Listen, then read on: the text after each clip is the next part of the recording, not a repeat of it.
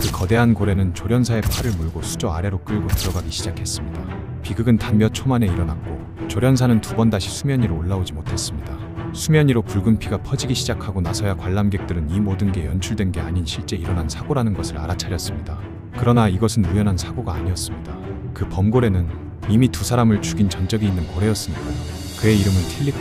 사람들은 그를 살인 고래라 부르기 시작했지만 이 이름 뒤에는 우리가 몰랐던 깊고도 복잡한 비극이 숨어 있었습니다. 틸리쿰의 첫 번째 살인은 1991년 캐나다 브리티시 컬럼비아에 위치한 작은 수족관 시랜드 오브 더 퍼시픽에서 벌어졌습니다. 당시 20살의 켈티번은 막 일을 시작한 신입 조련사였습니다. 어릴 때부터 동물을 사랑했고 바다와 생명에 대한 로망을 품고 이 세계에 들어왔습니다. 하지만 현실은 달랐습니다. 좁은 수조, 짜여진 루틴, 혹독한 훈련과 체벌. 그럼에도 켈티는 매일같이 웃으며 고래들의 공간을 청소하고 기록하고 손짓하며 다정한 눈빛을 건넸습니다.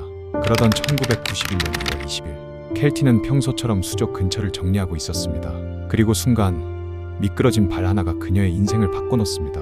청소를 마치고 조련사 전용 통로를 통해 나가고 있던 중 그만 발을 헛디뎌 수조 안으로 떨어지고 말았습니다. 불행하게도 그 안에는 3마리의 범고래가 있었습니다. 가장 큰 고래가 바로 틸리쿰. 당시 틸리쿰은 5.5m에 달하는 몸길이와 5톤의 무게를 가진 수컷이었습니다. 어린 시절부터 갇혀 지낸 삶 때문인지 눈동자엔 늘 무기력한 공허가 깃들어 있었습니다. 그런 틸리쿰은 수조 안에 떨어진 켈티를 흥미롭게 바라봤습니다. 물속에서 그녀는 수면 위로 나오기 위해 안간힘을 썼지만 범고래들은 그녀를 장난감처럼 물고 끌었습니다.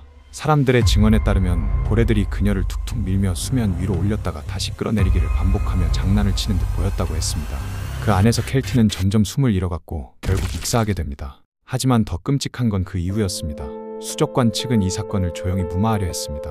틸리쿰을 포함한 범고래들은 매년 수백억 원에 달하는 수익을 수족관에 안겨주는 쇼의 주역이었기 때문에 단 한 명의 죽음으로 범고래들을 포기할 순 없었습니다. 시랜드 측은 그녀의 죽음을 작업 중 발생한 불의의 사고로 정리했습니다.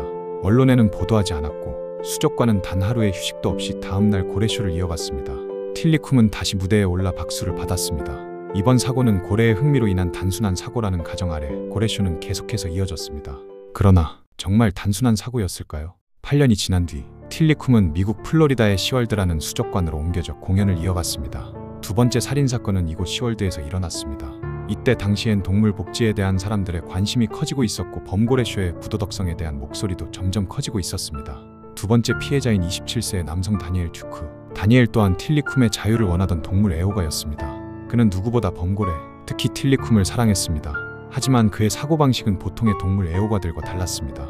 보통의 동물 애호가들은 범고래들을 다시 바다에 방생해줘야 한다는 주장이었지만 다니엘은 야생으로 돌려보내는 게 현실적으로 불가능하다면 내가 친구가 되어주자.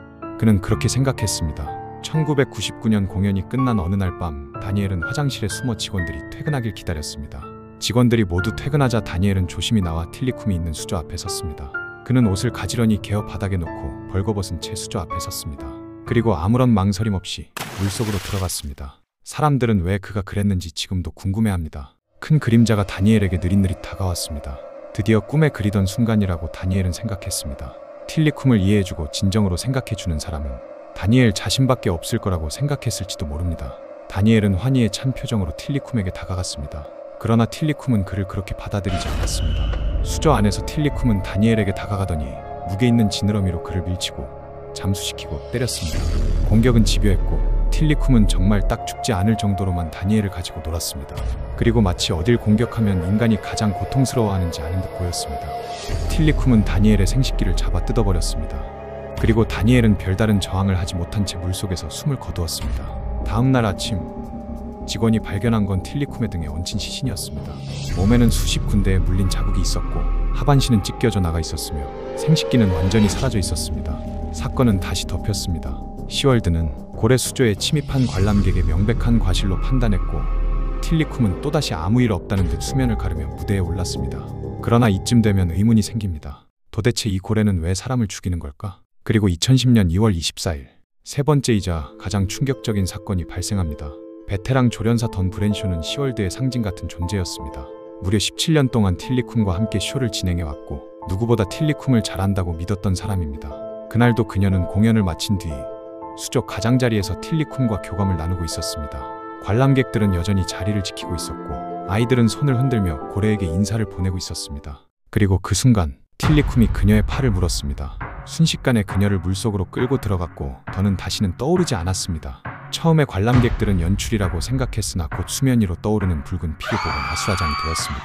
조련사들은 먹이를 던지고 호루라기를 불고 수조 옆을 달리며 틸리쿰의 관심을 끌었습니다. 하지만 틸리쿰은 보란듯이 던을 물고 빙글빙글 돌았고 마치 인간이 자신의 고통을 즐기는 것처럼 틸리쿰도 이 상황을 즐기고 있는 듯 했습니다. 던은 익사한 채로 수면 위로 떠올랐습니다. 그녀의 갈비뼈와 척추는 부러져 있었고 팔은 사라져 있었습니다. 이번엔 달랐습니다. 사건은 수백 명의 관람객 앞에서 벌어졌고 카메라 앞에서 생중계되었습니다. 전 세계 언론이 이 사건을 보도하면서 틸리쿰의 이름은 사람들 입에 오르내리기 시작했습니다. 살인고래, 그는 그렇게 불리게 되었습니다. 왜 틸리쿰만 예외였을까요? 왜 유독 이 고래만 3번이나 사람을 죽였던 걸까요? 야생의 범고래는 인간을 공격하지 않습니다. 인류 역사상 인간을 해친 야생 범고래는 단 한 마리도 기록된 적이 없습니다. 그렇다면 이건 고래의 본능이 아니라 인간이 만든 결과일지도 모릅니다. 1983년 틸리쿰은 생후 약 2년 무렵 아이슬란드 해안에서 어미와 강제로 떨어뜨리며 포획되었습니다. 어미와 떨어지던 그때 그 순간이 틸리쿰이 볼 수 있었던 마지막 자연이었습니다. 그 후 그는 콘크리트 벽으로 이루어진 좁은 수조 안에서 자라게 됩니다. 5톤이 넘는 그의 몸은 수조의 절반 이상을 차지했고 반대로 몸을 돌리기 위해선 몸을 구부려야만 했습니다. 틸리쿰은 그 안에서 아주 가혹한 훈련을 받기 시작합니다. 만일 공연에서 실수를 하면 먹이를 주지 않았는데 이때 틸리쿰만 먹이를 주지 않은 게 아닌 수조 안에 있는 모든 범고래들에게 먹이를 주지 않았습니다.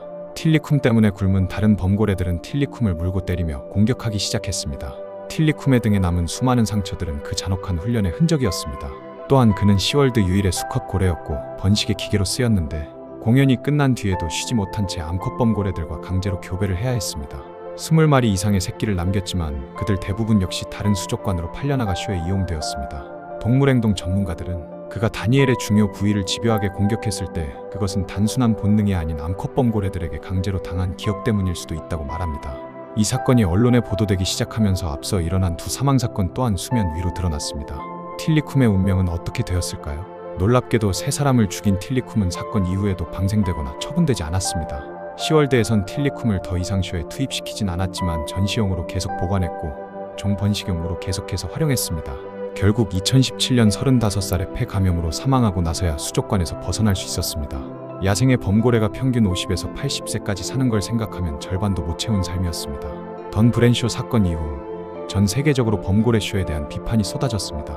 넷플릭스 다큐멘터리 블랙피쉬는 틸리쿰의 삶을 중심으로 수족관 산업의 실체를 낱낱이 드러냈습니다. 시월드는 것엔 비난에 직면했고 결국 2016년 범고래의 번식과 공연을 전면 중단하겠다고 발표합니다. 늦은 조치였지만 변화는 시작되었습니다. 사람들은 틸리쿰을 종종 살인고래로 기억하기도 합니다. 하지만 틸리쿰의 살인은 인간의 오만함과 이기심, 동물을 향한 착취가 낳은 필연적인 결과였을지도 모릅니다. 괴물이 되도록 길러진 범고래, 틸리쿰의 이야기였습니다.